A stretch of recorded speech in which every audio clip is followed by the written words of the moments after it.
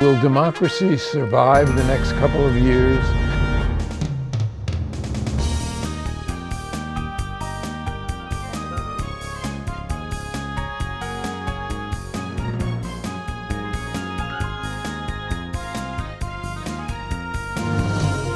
Access to Democracy is made possible by donations from the following organizations. Thomson Reuters, a global company with expertise and insight to unravel complex situations in the areas of law, tax, compliance, government, and media. Their worldwide network of journalists and editors keep customers up to speed on relevant global events. Thomson Reuters, The Answer Company. Crutchfield Dermatology, a full-service treatment center and Medi-Spa in Eagan. Their goal is to help you look good and feel great with beautiful skin.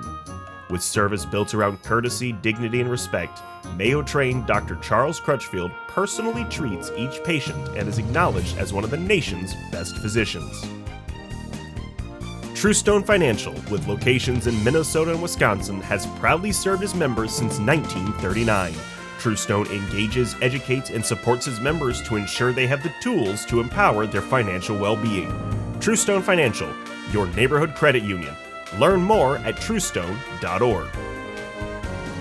Edina Eye Physicians and Surgeons, a division of Twin Cities Eye Consultants, has proudly served the Twin Cities for more than 55 years now, in 7 convenient locations. Using the most advanced technology combined with human touch, Edina Eye offers comprehensive services and dedicated specialists committed to excellence, with innovative procedures and expertise for the most advanced eye care.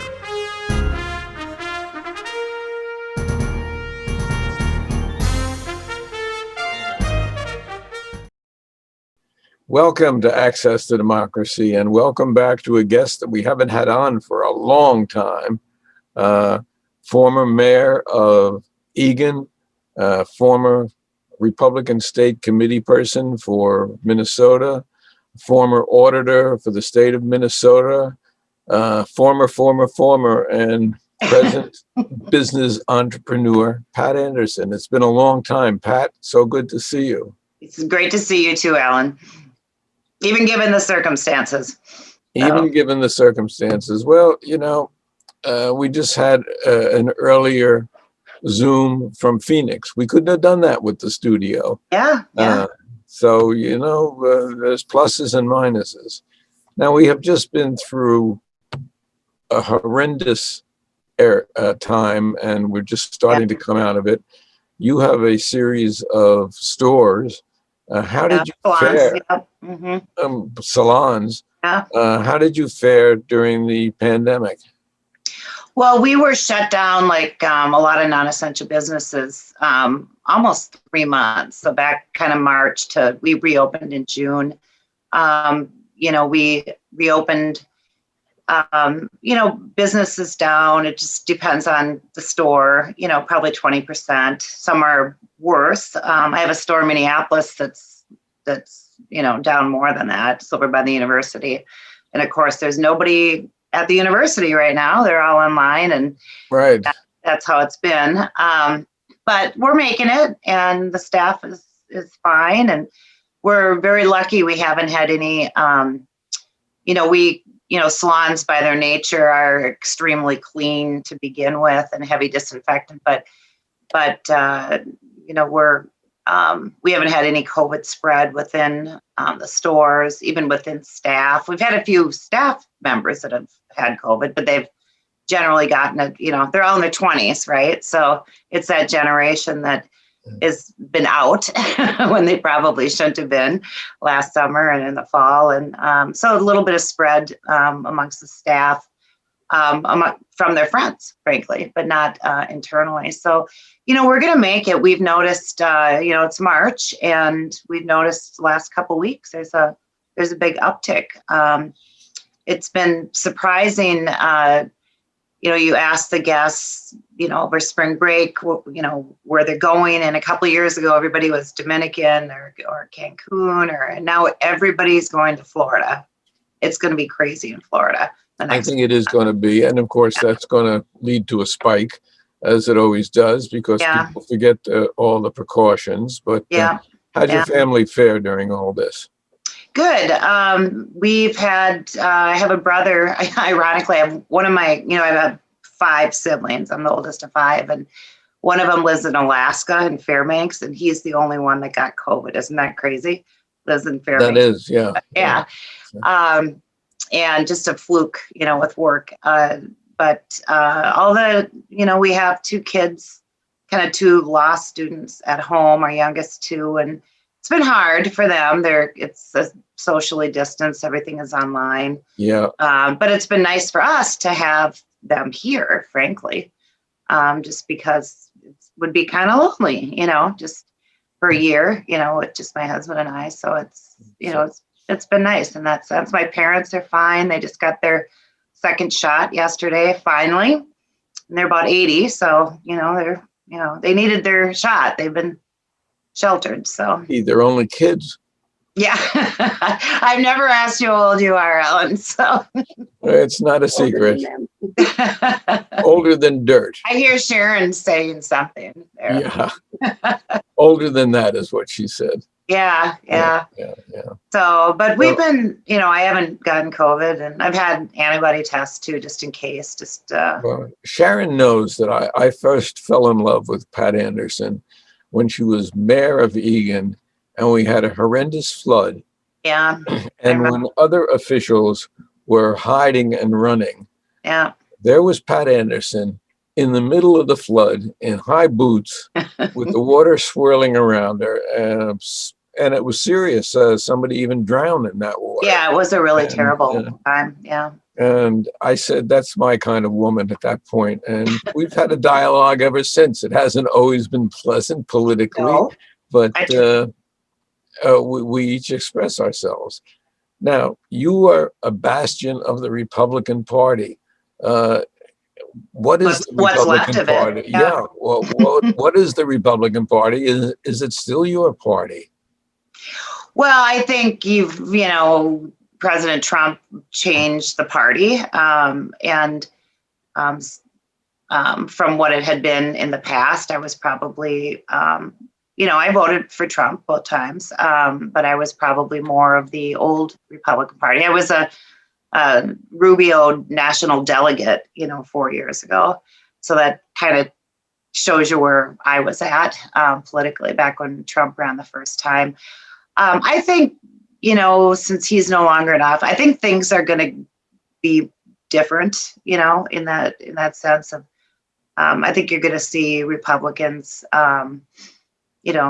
more like they used to be, Alan. Well, the Republicans, it's a question. So are you, you've got on your side, you've got the AOCs and not that Trump is that at all. Trump is really a populist. I look at him more as like Jesse Ventura, frankly. If you think about, the politics, that he was not a fiscal hawk. Trump wasn't a fiscal hawk. Well, of course, I look at Trump differently. I know you do. Really, as an evil man, but be that as it may. I think Donald Trump did some amazing things. So, a lot of people aren't big fans of his personality, but I think his policies that he enacted were excellent. Well, his personality is so derogatory that it defies really definition. But the Republicans did reasonably well in this last election. Absolutely, yeah. Albeit you lost the presidency and you lost the Senate, and you certainly did well in a lot of the states. So it's an interesting thing. And I know you were more leaning toward libertarian politics than Republican politics for a long time. So what do you think of the job that Governor Walz has done so far with the pandemic? Yeah. I actually, I think it's time to lift restrictions. Like my business is still under restrictions, capacity restrictions, and a lot of businesses are restaurants and salons, obviously, and, workout places and so on. And I think we're getting close, but I do have to give him credit. I think it's part of it is his teacher nature, frankly, but he's always been, putting the facts out and and, listing, and here's the dial, and if we get to this and that, and, so I have to give him credit for his demeanor. Pretty much middle of the road guy. He's not much more than a lot of Democrats there, Alan. And well, interesting. We are number 3 in the nation now in percentage of people who have been vaccinated. And I think he's taken a very intelligent approach, as opposed to, we look at some states like Texas and Mississippi, where there's just chaos right now. Well, we'll that's debate from the that. top. Yeah. I'm very glad. I know there was discussion early on with Walt. He was talking about, the after the folks that are in the nursing homes and so on and healthcare, that they were going to move to what they would call essential frontline workers, like grocery store, and I'm very glad he didn't do that. And he actually is going by age, and that's the way it should be, because that's the folks that need this, not, my nephew who, is in college and works at a grocery store. He doesn't need the vaccine right now. If he gets COVID, he'll be fine. My staff has been working throughout this, and none of them are eligible for the vaccine. And just, they've just done it. A few have gotten COVID, and, but maybe 10% at the most of the staff. And, and they've been fine, but they're healthy, people under 30. So I really want to give him credit for doing it by age. And that's the way it should be done. But that's not what they were saying back in January, if you remember. No, that's true. But, this whole COVID pandemic really is a new experience for us. We haven't had anything like it in 100 years, and we've been feeling our way. And, I think that Dr. Fauci did a great job. Yeah, I agree. Yeah. I think he was inhibited a lot during the Trump administration, but I think he's really come into his own now. But you had to have a reaction to the January 6th insurrection at the Capitol. And I'd be interested as to what your reaction was. Surprise, maybe? Insurrection. Well, you can call it. I think a lot of the folks that did that, just like what you've seen with the riots, and that people get caught up in things, and, someone who maybe got slightly involved, in a riot, slightly, I'm saying, versus, and people that may have gone into the actual Capitol building rather than just protesting outside. Several hundred that went into the Capitol building. But there's tens of thousands that have done that with the riots. And so I think it's very similar in that sense, Alan, that people, you have some ringleaders, obviously, and then people get caught up in it. And they get caught up in the moment. They get caught up in the politics and the philosophy. And when you go in, was this a true? Really, you have a radio in your hand to communicate with others. When you are prepared with weapons, and I certainly. Well, that's exactly what's happening. A taser, I would call a taser a weapon. I would call a spear a weapon. I would call a shield a weapon. I think it's a horn. People horn on the guy's head. Well, that guy, as a matter of fact, is saying that the shaman of GNR, who's trying to get out of jail, and I hope they keep him in there. The same as the fellow who had his feet on Pelosi's desk and stole some stuff from her office. But what I'm saying is that I think that it is very similar philosophy in what is happening and currently still is happening in Portland and other places with the riots. I think you've got some bad actors and they're ringleaders, and then you have other people who get caught up in it. And I think that's what's going on, and it's from both the right and the left, unfortunately, in this country. And we need to all just settle down, and hopefully we're going to be getting out of this pandemic within months. Hopefully, is my hope. As we get herd immunity, and and we've got to come together at some point as a country and You would certainly stop hope watching so. cable news, all of us, frankly. You would certainly hope that we have to come together, and I haven't seen it so far. Uh, I see in the Republican administration in Washington this opinion that they have to oppose everything that Biden is trying to put forward. And I think at some Talking about the point, stimulus, or what are you talking about? I'm talking about the stimulus. I'm talking about But the- yeah, and we've done, 2 other huge stimulus bills bipartisan, and this is not. I mean, this and stimulus bill I think is that there are some things that have to be insane. bipartisan where we have to talk. I think when you have a moron like Ron Johnson who tries to shut down the Senate for 12 hours, on Alan, a don't you technical- think that the public has been saying for decades that they actually want the legislators to know what's in the bills before they vote on them? they've To had read the 2 bills? months. They've had To 2 read the months to bills. read this bill. This bill was just put on the floor. And do you think the legislators, being the Senate this time, know what's in the bill, considering that Ron Johnson was just about the only one who was in the Senate? It So gives who are them they reading to? it That's gives like them Alan, singing it gives to the them time to choir. actually read the bill. It's insane, and it has been for decades. And that's part of, my sort of libertarian politics somewhat, is that, you can't just be voting on stuff because leadership says to vote on it and not know When what's you in the have- bill. That's When you have crazy. 2 months to read it, I would think that that's There's no- sufficient. You don't have to have it read to an empty Senate. How are they getting it? By osmosis? I don't think so. Well, they now, it was published, it was put out, and they've been given time to actually have their staff, have themselves look at the actual bill. And it's a bill. Remember when Pelosi said we have to pass the bill so we know what's in it? Okay, that's a the bill sort of thing that seeking the public to help hates. people who need Hate help, that. and that's what this bill does. I mean, some of the others sitting on some of the appointments of the president have been, I think, untoward. In past administrations, they had generally vetted most of the cabinet appointments before the administration. They passed a lot of them already, actually. I don't know that, I haven't heard that there's a smaller number, at this point in time, March 4th or whatever day it is, March 5th, than in other There administrations. is, trust me, No? there is. Okay, all right. And how about an attorney general? He should have been at the top of the list.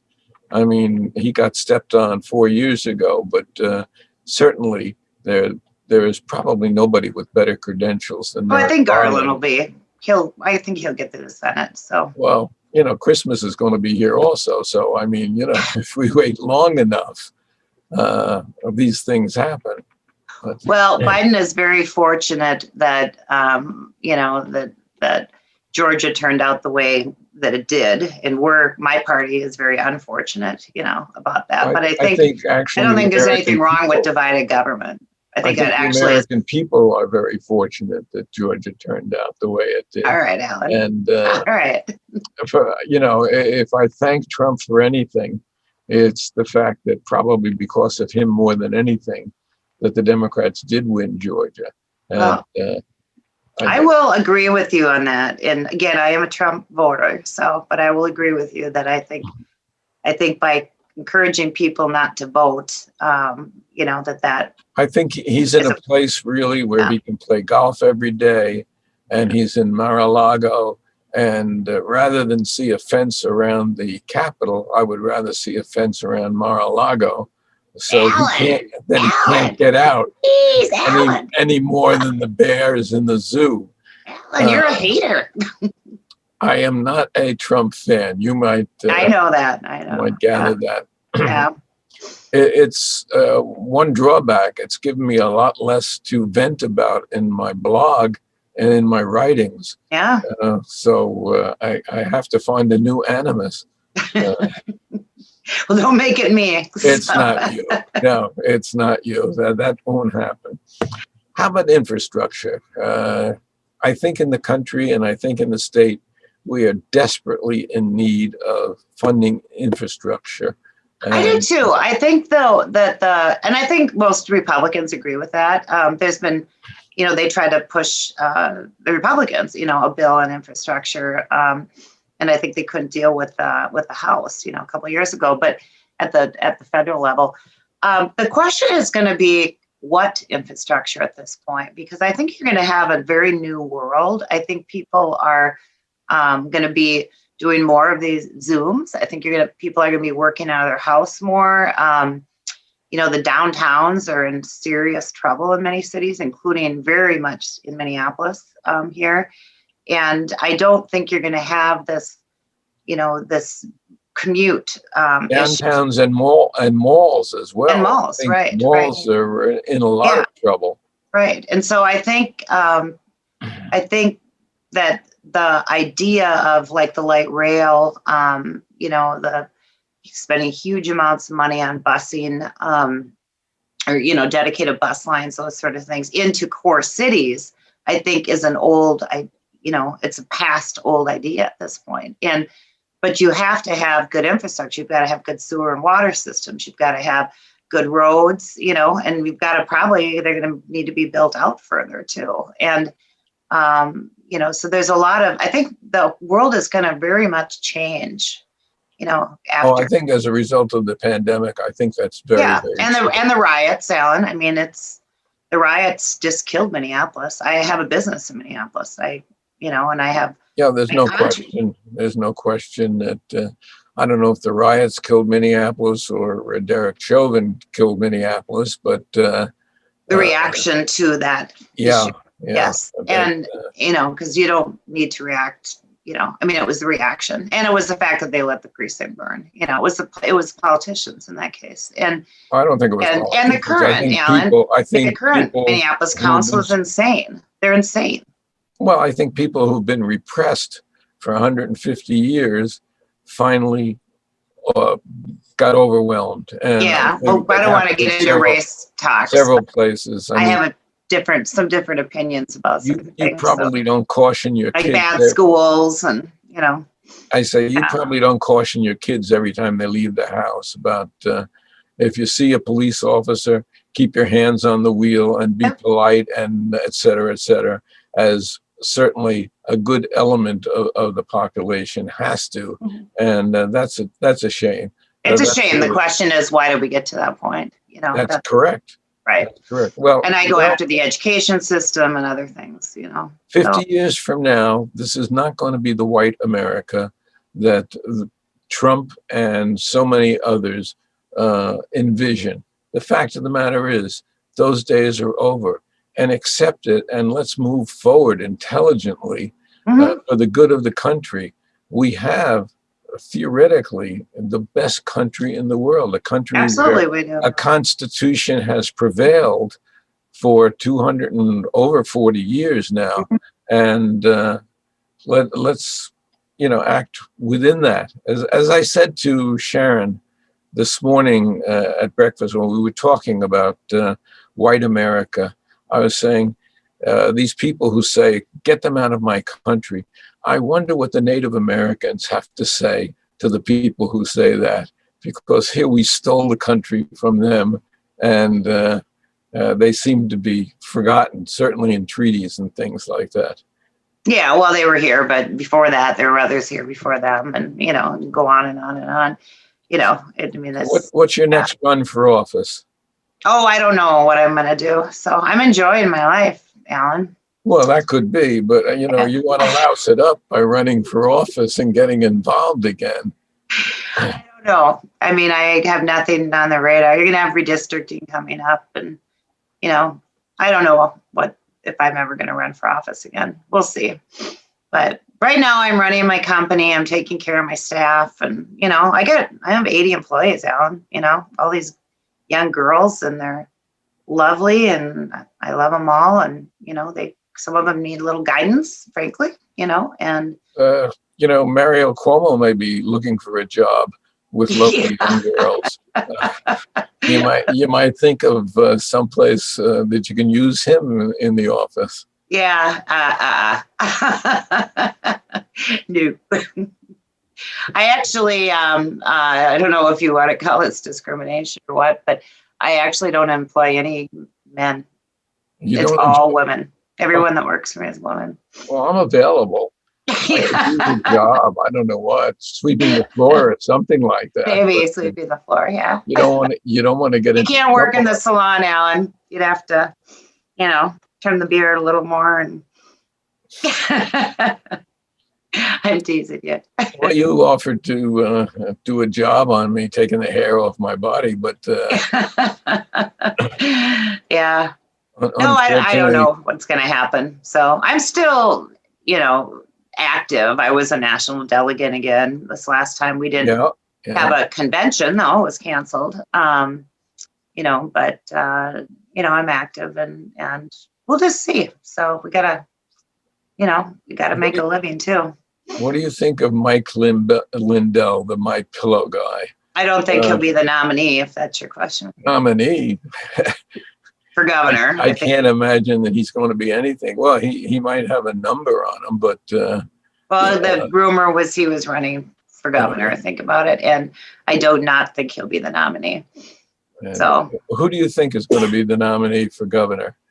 I think a lot of it's going to depend on redistricting again. I know that Stauber has talked about it, and he would be an incredible candidate. Just depends on where the lines get drawn. And Scott Jensen's going to be a guest on the show in a few weeks. He's a candidate. He'd be great. He's been an interesting guy. Yeah. Disagree with him probably more than I do with you, which is surprising. But we have been able to have a dialogue through all the years, through all the disagreements that we've had politically. We've been able to have a civil dialogue. And that's, I think, what's missing that really bothers me the most is that whether it's on the state level or whether it's on a national level, is that we can't have that kind of a dialogue. That's and I think so the public is really looking for that. I think they just want the politicians to just get the job done, and not create drama and not create, they just want stuff done. And I think that you're going to probably see a whole new sort of generation of people in office that's what they're going to do. They're going to get stuff. Well, how about you and I forming an organization called Opposites Attract, and we'll try to bring sanity back to politics and accept the fact that we can have divergent views and still not cut each other's throats. Yeah, I think that's what people are, are you serious about this, Alan? I am absolutely serious about it. That's what I think people are looking for. And, luckily big part of it is the partisan, and it isn't even the philosophy. You and I have very different philosophies, I think, on just about every issue or many issues out there, but we do agree and can at least come to some conclusions about some other things. Okay, this is what we agree on. Let's do that then. We've been talking to Pat Anderson, one of our favorite guests, and my new partner on Opposites Attract, an up-and-coming show. Pat, thanks so much for sharing with us today. It's great to see you, Alan. So it's great. And Sharon. Be well. All right, you too. Thanks.